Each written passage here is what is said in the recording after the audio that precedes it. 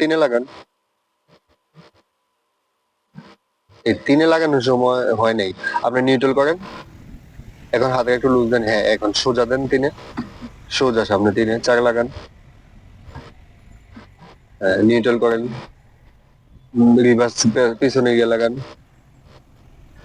হয় নাই, মাঝখানে নিউট্রাল করেন, আগে ডান দিকে চাপ দেন, আপনার দিকে চাপ দেন, এতক্ষণে হয়েছে, তো ইয়ে করেন, নিউট্রাল করেন। ঠিক আছে, নিউট্রাল হয়েছে। শোনেন, নিউট্রালটা বুঝবেন কিভাবে একটা কথা বলি। আচ্ছা আপনার ধরেন এটা সোজা সামনে দেন না, তিনে লাগান, লাগান।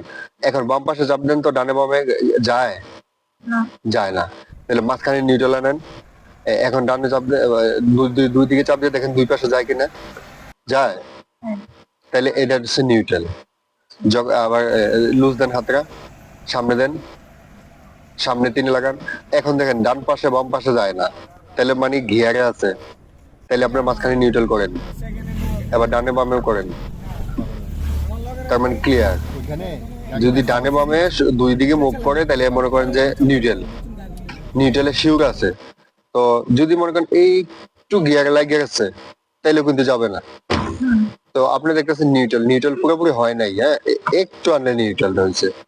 তো একটা গিয়ার থেকে পুরোপুরি আইনে নিউট্রাল কত হালকা অর্ধেক আনছেন, পুরোটা আনছেন না, তাহলে তো নিউট্রালটা হইতেছে না।